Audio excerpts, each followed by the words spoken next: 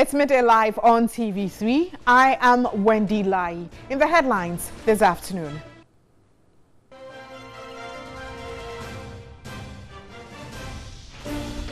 Open defecation widespread at Zbole in the Wa municipality of Upper West region. We will tell you why.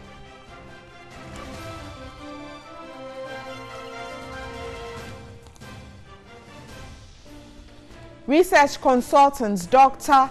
Esi Awotri disappointed over the virtually no data on sexual violence against women living with HIV and AIDS and women with disability.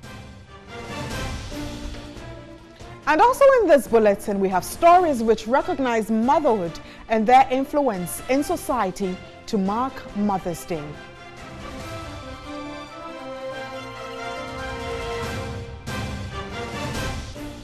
And on the firing front, at least 11 people killed after suicide bombers attacked 3 churches in Indonesia's second largest city of Surabaya.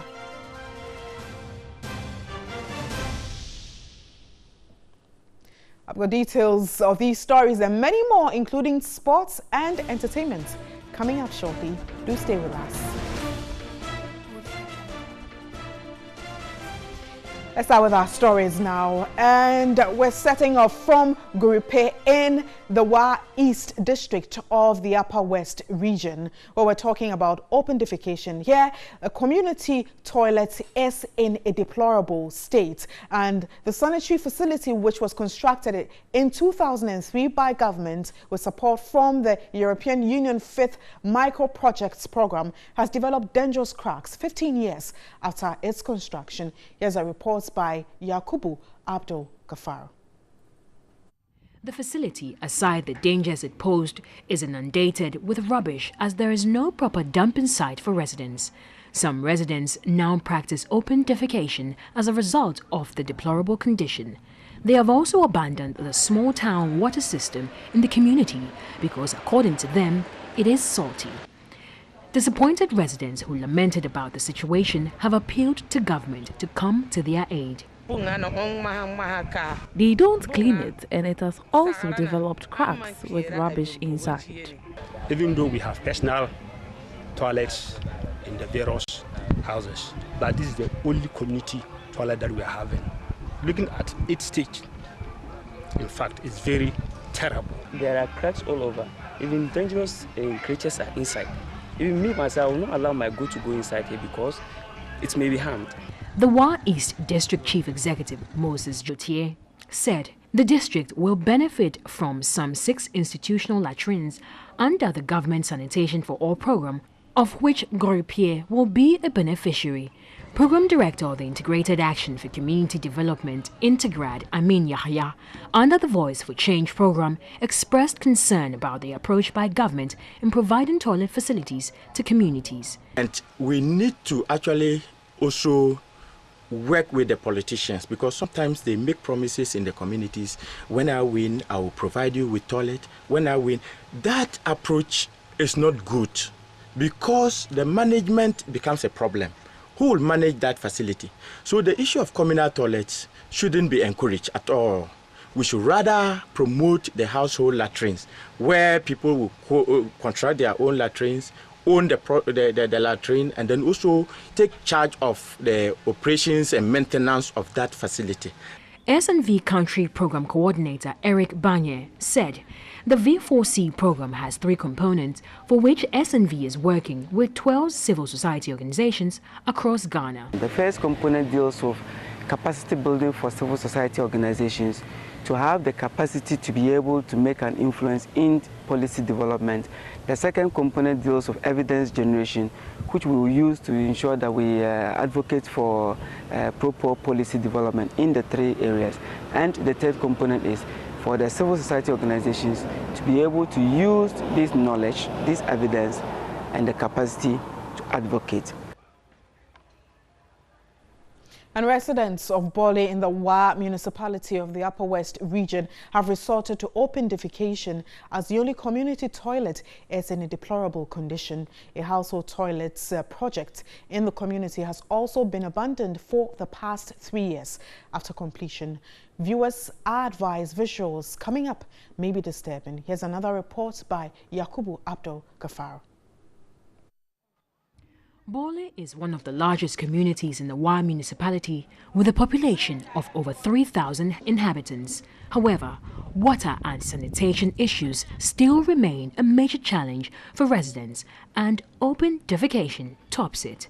Some residents who were able to complete their home toilets with support from Prenet Northern 2005 have abandoned the facility due to their inability to control the stench emanating from the toilets. Other toilets have become open-air facilities and are gradually turning into refuse dumps. The only community toilet, which was constructed in 1998, is in very deplorable condition. The old man has been a volunteer responsible for cleaning the toilet, but has never benefited from any support from the community. Many have condemned the act of open defecation, which is a regular habit of inhabitants in the community. But unlike Yakubu Yusuf Adams, a decent enclosed toilet is not important. Me in particularly, when I'm to do my toilet, for example, I go to free range. They actually don't understand the importance of these toilet facilities, the access to dig in our houses. So normally they go to the bush to free themselves. Due to that, even the health hazards that we are encountering is too high in the community here. But when you go to talk to them, they think that because you've educated a bit way, you are proving yourself to them. So at times we do talk to them, but they hardly get us right. It is against this background that the Integrated Action for Community Development, Integrad, with support from the Netherlands Development Organization (SNV), has embarked on a 5-year evidence-based advocacy to help end open defecation. The program is focused on 4 thematic areas: food and nutrition security, renewable energy and water, sanitation and hygiene, WASH.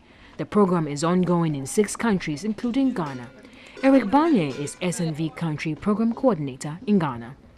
We have successfully increased awareness of the link between nutrition, sanitation, access to improved energy, and that has become something that's of interest to most of the communities. Integrad Program Director Amin Yahaya expressed worry over the rising incidence of open defecation in the area.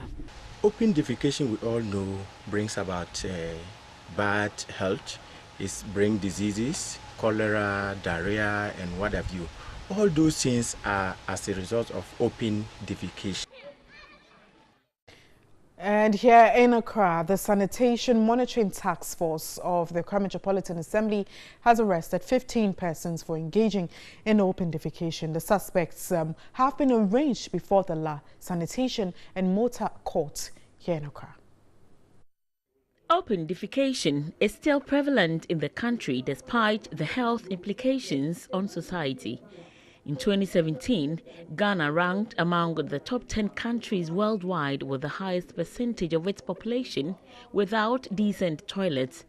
A 2015 MDG joint monitoring program on sanitation and drinking water authored by the World Health Organization and the United Nations Children's Fund UNICEF ranked Ghana 7th dirtiest country in the world with a sanitation coverage of 15%. As part of efforts to curtail the menace, the Sanitation Monitoring Task Force of the Accra Metropolitan Assembly has arrested 15 persons engaging in open defecation around Jamestown and the Kolegono Beach. We have intensified the efforts to ensure that we arrest all those who are indulging themselves in these acts, and we would ensure that the law will definitely take its course. The AMA also encouraged households without toilet facilities to take advantage of the Own a Household Toilet at Half Price program. The amount has been reduced drastically from 2,000 all the way to a minimum of 650 cedis. So there is no excuse for any household to say they can't afford it. You don't even need to pay the entire amount. You need to just make a commitment. The assembly will move in to ensure that we do construction.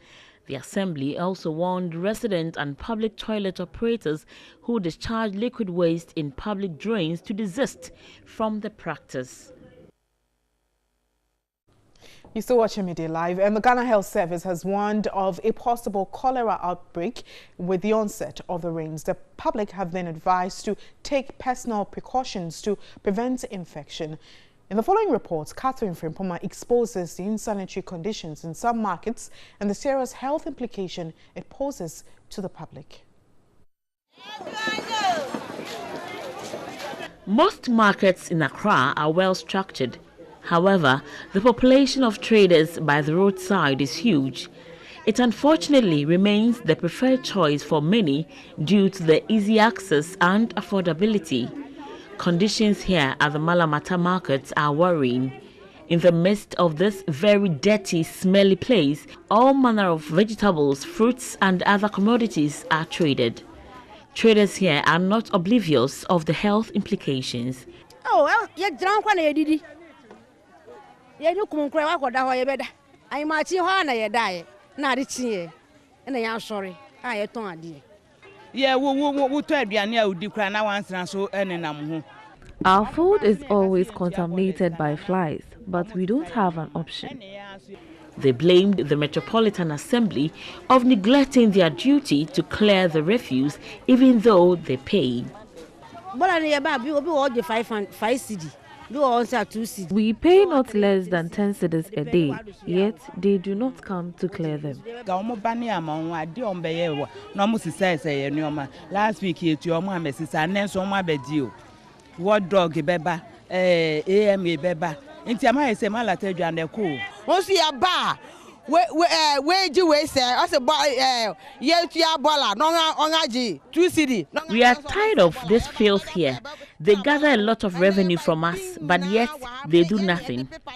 Not too far from this is a public toilet. People go in and out, and without washing their hand, they go straight to serve customers. The Ghana Health Service has cautioned the public to ensure cholera is prevented, since Ghana will be getting to the peak season, especially during the rainy season.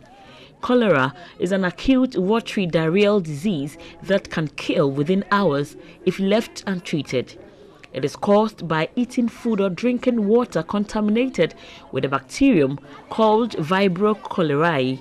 But these women say people eat fruit here immediately after buying without washing them.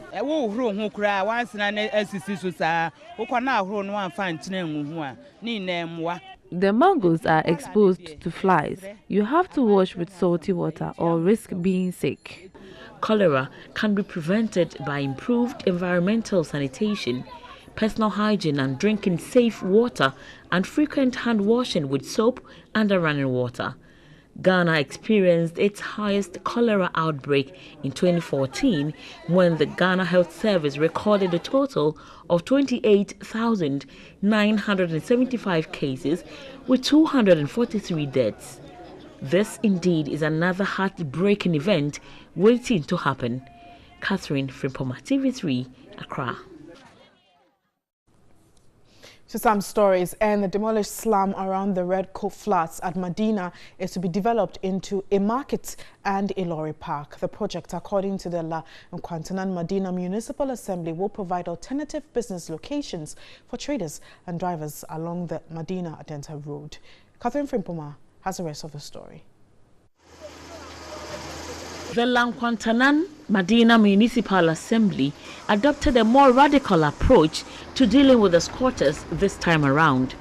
Slum dwellers had blatantly refused to move even after their illegal structures were demolished. The demolition exercise started last week, but in less than 24 hours they were back. The Municipal Assembly is not taking any chances this time. Even trees are pulled down just to make sure there is nothing to host them.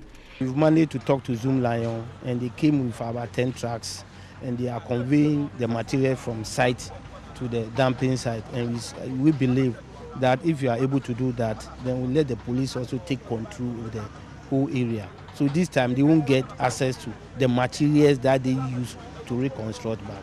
Even with this, most of them still cannot be bothered. It was a normal Saturday where they went about daily activities. The Red Coast slum has become a home for several squatters for over the past decade. People of all social standing from business and churches occupied this piece of land illegally on the blind side of city authorities. It later became a den for all manner of nefarious activities. This time, we've decided that we are going to put the land into good use after this exercise. That's why we are clearing. On your way coming, when you get to the junction, realize a lot of traders are there. So we plan bringing all those traders here. And also the taxis and the trotros, they don't have a place. They park on the highway. We also intend bringing them here. How ready are you to start this project? That's why we started. It's an ongoing process. Today we are here and we make sure that we clear. The following, which is Monday, we'll come and demarcate. And the next time we arrange for the various traders to come to take their portion.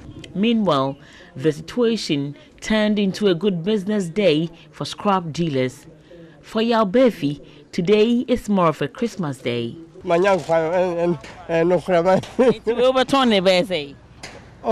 we are we new ones in the crowd. Nothing you will come up about baby. Never shy, and never come bed.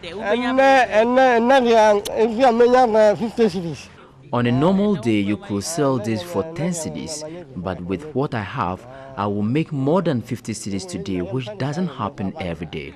By this exercise, one can probably say that the Redco slum in Medina is no more. But for the slum dwellers, this is just one of the numerous demolition exercises that have occurred here over the past 10 years. But how different will this be, and how permanent will this place be bare until the said development takes place? Only time will tell. Catherine from Poma TV3 News, Medina.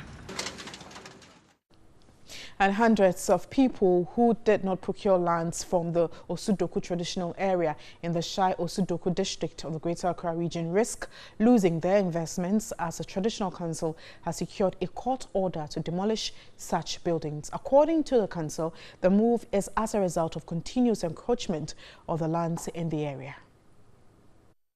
The land size of the area is over 32,000 acres. But now the area has been heavily encroached by Ningo settlers and private developers. The chief of the area, Adipo Kwesi Animle, at a media interaction alleged that even stool lands meant for farming have been encroached upon. He cautioned that developers who have built without legitimate documents from the Osudoku Council will be affected by the demolition. I wish to call on those who have purchased land in that area from any person without my consent and approval to go for his or her money. This is still Midday Live. Do stay with us. President Hassan Rouhani, we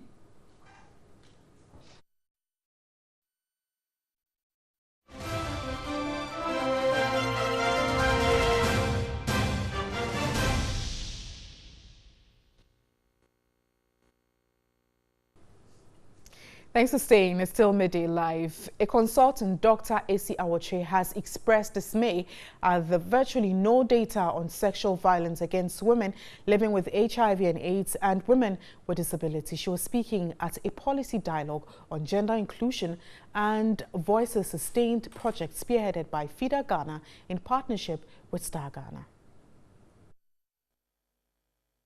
The aim of the research was to establish the extent to which such cases were captured in national sexual violence statistics. An analysis of the Domestic Violence and Victim Support Unit DOVSU data from 2010 to 2016 showed only 67 cases involving women with intellectual disabilities were captured in DOVSU's national statistics. The researcher Dr. Oche disclosed this was also the least reported violence offences within that period. Even though it's likely that some of them may have reported at the police station and they may have information in their docket, when transferring to the national statistics, because they follow the Criminal Offences Act and their guidelines, it is not segregated to say, for example, if a person with disability was raped, you can indicate it. You just talk about number of rape cases. Section 102 of the Criminal Offences Act 1960, Act 29, stipulates that a person shall in no way or form, for any reason, knowingly engage in sexual activity with a person with intellectual disability. This provision therefore provides police personnel with a guideline for documenting such offences, leaving similar crimes against other groups of persons with disabilities undocumented. Some perceived that they were like laissez-faire attitudes of police personnel. Others even they didn't get family support. Also with women living with HIV, it's likely that they have reported, but because they don't want to open up more about their status.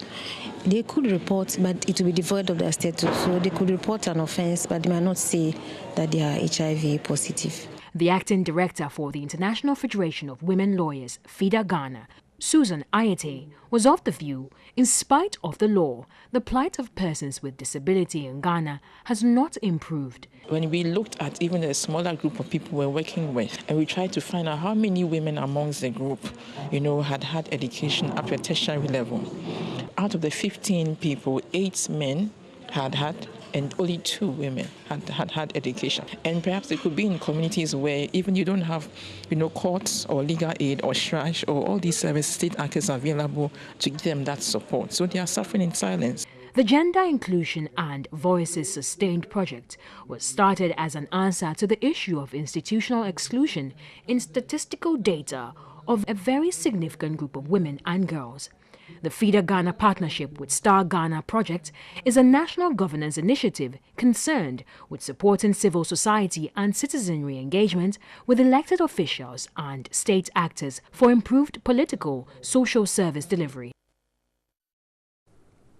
Meanwhile, President of the International Federation of Women Lawyers, FIDA, Ifwa Adote, has expressed disappointment at the lack of enforcement of the Disability Act, especially in public institutions, commenting on an incident where a woman with disability was denied the right to board a domestic flight due to her condition. She said it was sad that an airliner could blatantly institute policies that promote segregation and marginalization of vulnerable groups. Speaking on the sidelines of the policy dialogue on Gender Inclusion and Voices Sustained project GIVES, spearheaded by FIDA Ghana in partnership with Star Ghana, Ifwa Adote was worried segregation of persons with disability had become so normalized in Ghana. I think the government should really support persons with disabilities, especially the Ministry of Education. There are so many people who could do so much, but because of one disability or the other, they do not get the support, and we see them on the streets begging. She maintained when a society continually promotes social exclusion of groups such as women and girls with disabilities, it creates a cycle of dependence by these groups on society in the long run. The FIDA Ghana partnership with Star Ghana project is a national governance initiative concerned with supporting civil society and citizenry engagement with elected officials and state actors for improved political social service delivery. When we build, like, for instance, state housing for the general public, do we consider that we will have persons with disabilities? How can they negotiate the steps?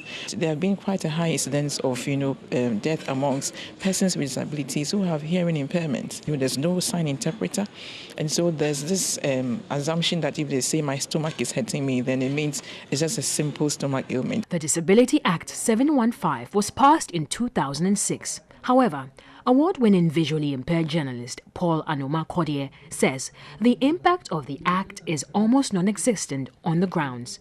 Paul believes institutions have failed to understand the vulnerable.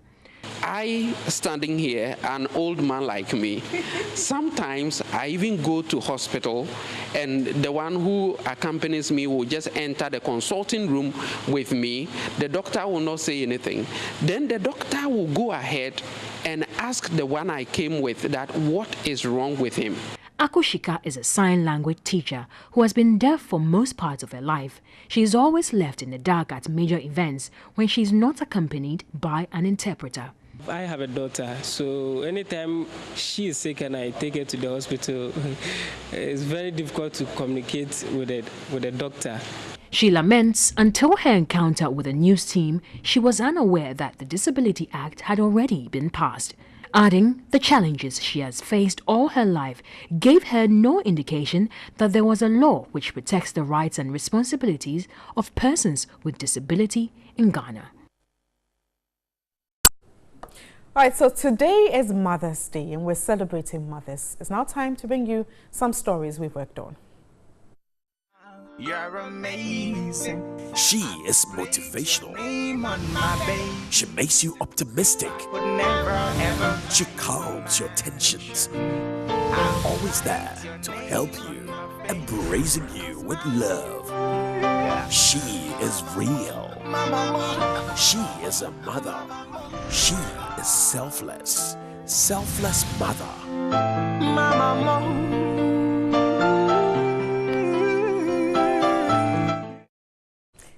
She put her job on the line by taking her 3-month-old baby to work after exhausting her maternity leave. Now, although juggling motherhood with a career is a daunting task, she will not exchange it for anything in the world. Joycelyn Wood spends time with a woman experiencing motherhood for the first time and has come through with this report. For most women, experiencing motherhood for the first time is a thrilling experience, and it comes with excitement, renewed vitality, and perspective to life. 27-year-old Frederica Adonting is a first-time mother. Although pregnancy, according to her, is filled with mixed emotions, nothing compares to setting eyes on your child for the first time. Seeing my baby lying by my side, not being able to sleep, staring at her, with the smiles and tears during the night. It was really a nice feeling. I can't explain that feeling, but I think it's beyond nice. Going back to work after the end of her maternity leave, she recalled was tough. She wasn't the kind of baby who would cry. That's my lack. So I take her to work, hide her close to the sick bay in one of the rooms. She has to fall on her husband, particularly during the weekends when she goes to work, to help take care of her child who is now 17 months old. Your wife is there to provide the affection and the love, but when it comes to structure and discipline in the family, it's always on the side of the man. Yeah, so I think it should be both ways. You shouldn't leave your child for the woman alone, neither should the woman leave it to the man alone. Frederica Adonting entreated mothers not to leave the upkeep of their kids solely for caregivers, but to be actively involved in their upbringing. Her husband, Patrick Amwate, a software developer, also encouraged men to help their wives in childcare duties. And the role of a mother is daunting, involving and even some frightening. Motherhood, and especially so childbirth, is described as a life or death situation. However, in recent times, the role of motherhood is taking a different shape. In the following report, Natalie Ford takes a look at motherhood from the eyes of non-mothers. Motherhood seems so far away for many young females. Motherhood, for some, is a state that suddenly occurs, however, can't be completely prepared for. The delivery, sometimes I wish I don't want to deliver myself, I want to be operated, but my mom told me it's not nice to be operated, so that is what scares me, but I love motherhood. Giving birth scares me because most of the time I see videos, and then sometimes my mom also tries to scare you a lot about, like, in the labor ward issues and all that, yes. I think is the birth given. That's all. I think that's the only thing I keep wondering if I will be able to go through. Life is not the same for women today seeking to become mothers. Personal aspiration and professional ambition, in the hope of competing on a level playing field with men in the workplace, has rippling effects on motherhood and parenting. In the world today, the role of women is changing, as many more women are seeking career advancement and finding themselves in leadership positions. While this trend has economic advantages, the social implications are not as positive, as this means that the domestic role of women is usually pushed to the back burner. As the world marks Mother's Day on May 13, we seek to find out from non-mothers what they make of the role of motherhood today. I don't want to be a full-time mother. I want to be an independent woman, so it's automatically I'll be part-time. Yes. I want to learn hard so I can get something to support my children. I don't want to depend on my husband or any family member. I would want to nurture a child and instill certain morals in the child as well, just as my mom is doing. I would like to train children as my mother did.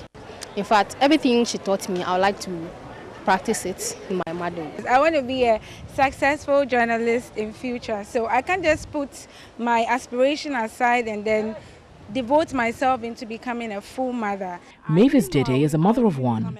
She said childbirth was not in the picture for her until the unexpected occurred. It's not easy at all, especially being in Accra, schooling, taking him to school before coming to work and then moving back to pick him from school. It's not easy at all, but it's fun having children. Though growing less popular, Julinda Akofa says she would love to be a full-time mother in the future.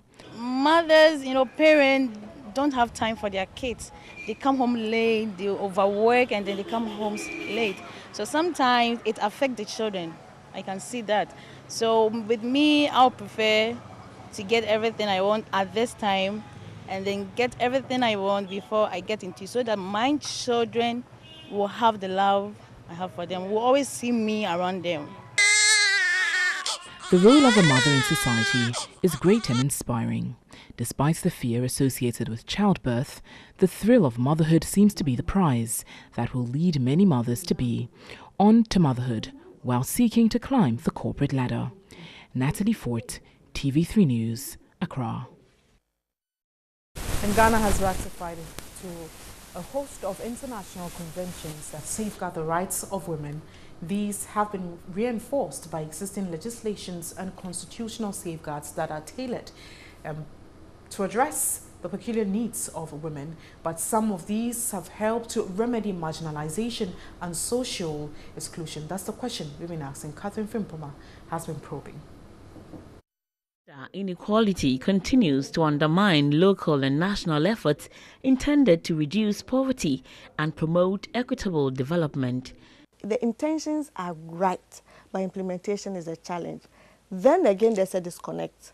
Coordination of all these programs in such a way that they reach out to the people in the right way is a big deal. I mean, Ministry of Health is doing a number of things under nutrition and all of that. The Ministry of Gender is giving support to poor people under LEAP, and then the LEAP 1000 that goes specifically to pregnant women and children under 1. But then there's very poor connection between these various institutions. The LIPW, for example, by Ministry of Local Government, they're also on their own. So how do we weave this support together to make sure that it's reaching the right target and is building one over the other? So that's one challenge. While women contribute considerably to economic activities, access to basic necessities of life remains a challenge with those in deprived communities most affected. The benefits of social protection will yield stronger if they are linked to various programs, for example, deliberately developed productive inclusion programs, where there is that consciousness to support poor or vulnerable groups or individuals and families to engage in economic activities that are sustainable. Statistics compiled by the International Federation of Women Lawyers, FIDA, reveals single mothers and women who are heads of households struggle to survive in raising children. This can easily find itself in the Domestic Violence Acts, because one of the abuses under the Domestic Violence Act is the economic abuse, where someone is mandated to provide care and maintenance. It's also in the Children's Act, and the person refuses to do so. So the protections are there in some situations where there are children. The Children's Act is our #1 act, and it's really frowns upon lack of maintenance. It's actually a criminal offense. Property ownership and inheritance remains a challenge due to certain traditions and customs that are inimical to the interest of women, particularly those who bear the entire responsibility of providing for their households. FIDA, however, says there are laws and safety nets to protect women who have been victimized. Telling women that FIDA is out there, is here for all women, and even men too. When they find themselves in these situations, we are telling them, come over, let's talk about it. Don't enter into any business or build houses or acquire property with somebody you are not married to without first seeking legal advice. These inequalities are persistent, pervasive in many parts of the world. There is growing evidence that gender equality can directly foster economic growth and broad-based social development. Addressing inequality, therefore, is imperative to inclusive development for the marginalized and socially excluded. Catherine Frimpoma, TV3, Accra. And First Lady Rebecca Ekufuado has called on mothers to ensure their children are safe by adhering to basic principles which will keep the family healthy. On the occasion of Mother's Day, the First Lady urged mothers to ensure their children receive all their vaccinations, use treated mosquito nets every night, and exclusively breastfeed their babies for at least 6 months. Rebecca Ekufuado also asked women to examine their breast every month and immediately see a doctor when they notice any changes in their breast and undertake regular checks for cervical cancer. The First Lady further urged pregnant women to know their HIV status, as with early diagnosis and treatment, babies can be prevented from being infected with HIV and from HIV-positive mothers during pregnancy or breastfeeding.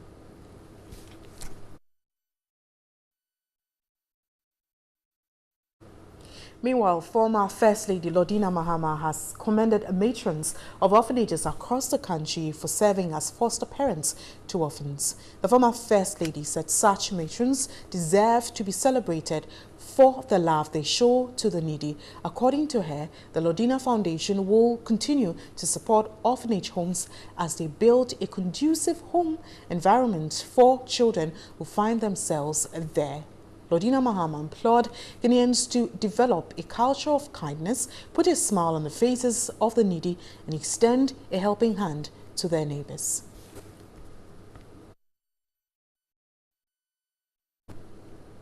And that's how we wrap up the stories on Mother's Day. Happy Mother's Day to all Ghanaian women. We have sports next. Do stay with us. You're amazing. She is motivational. She makes you optimistic. But never, ever. She calms your tensions. I'm always there to help you, embracing you with love. She is real.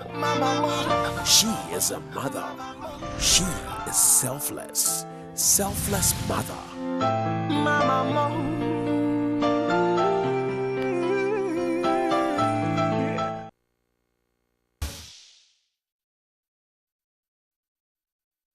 And after 28 years of doing music, mother of 6 Akosua Acheampong remains a source of inspiration and a role model to many ladies as the world celebrates mothers. Akosua Acheampong has urged single mothers not to give up in providing for their kids, but persevere as better days lay ahead.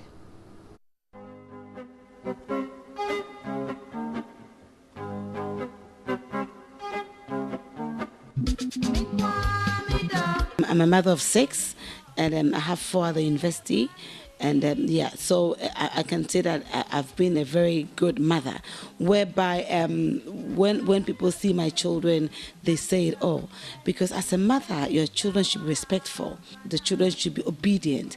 As a mother, you should make sure that there's everything at home for the kids, whereby they will not lack anything. No matter how tough it is, a mother makes sure that the daughter or the son is okay in school. No matter how difficult it is, when it is time to tell yourself that I cannot do it, this is when you make sure that you actually done it. And with me, Akoso Japan, being honest with you, I know I have done it. I brought them up the way my mom brought me up, to be respectful, to be hardworking, to be independent. I think, and so far, so good. What makes you special? What do you think your children like so much about you? And there's something that they normally say, and that is, Mommy, you always take everything as it comes and you're forceful. In life, things don't come as you expect it. Sometimes you don't want it to happen, but it happens. And if you're strong and you're able to stand, that is when your kids look up to you. And I'm proud to say that when I started music, I didn't do anything that would let my kids say, Mom, I mean, you were like this, you were like that. And where the way I dress even comes in, you know, because of the way I dress, my kids don't dress anyhow. They don't expose their bodies, because they came and they didn't see their mom dressing that way. And so if you have children that admire you, that respects you, that believe in you, that means you're doing something good. But if you're a mother and you cannot straighten your kids up, there are some mothers who rather push their kids into, I'm sorry to say, go and bring money. I mean, go ahead, this phone. They wouldn't even bother who gave you the phone, who gave you the dress you're wearing, or who gave you what. All that they need is you've brought it home and it's welcomed. Your daughter is not working, but how come she's been able to bring money home? Where did she get it from? A serious mother will say, take that money back where you brought it. Take that phone back. Take that dress back.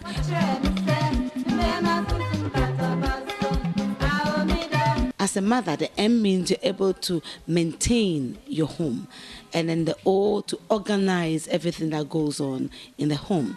With the T, as a mother, you should be able to teach your children to be who they want to be in future, and even you teach your husband, because sometimes some men need advices from their wives, and honestly speaking, women are there to teach. As a woman, the H, you should be hardworking. With the E, you have to be able to encourage your kids and encourage your man at home. Even no matter how bad it is, you encourage yourself.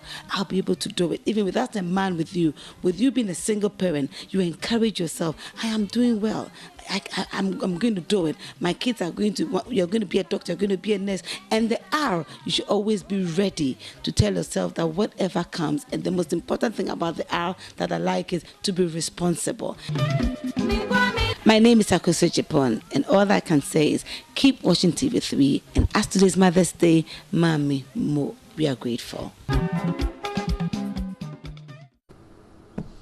And which is your most adorable song for your Mother's Day playlist? Undoubtedly, Daddy Lumba's classic, Nyaminsha Ma and Obrafo's Mami, passed as one of the most memorable songs dedicated to mothers. The lyrics are inspiring and laud the sacrifices of mothers.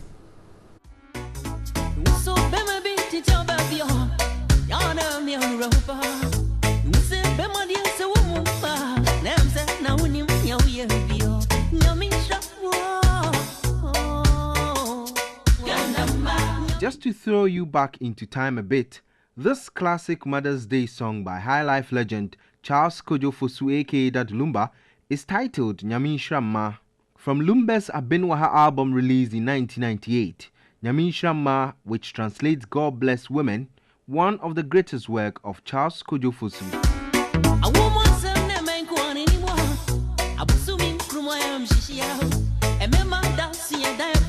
The opening lyrics of the song talks about violence against women and calls on all to give maximum respect to women. The song also touched on the terrible problem of maternal mortality rate looming large in our society. The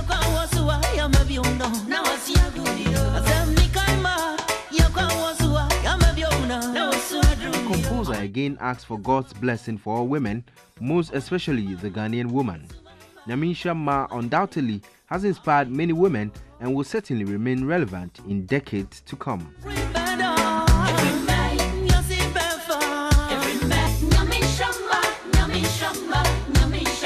Ghana rap Sofo also adds his voice to the Mother's Day celebration and he titles his song Mame.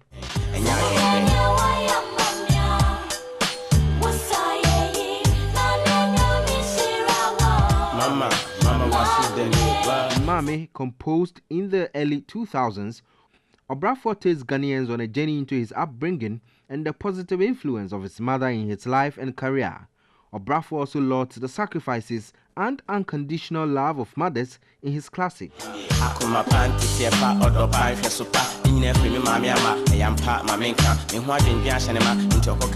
the world celebrates Mother's Day, TV3 Entertainment salute iconic composers Charles Kojo Fosu and Obrafour for their great compositions.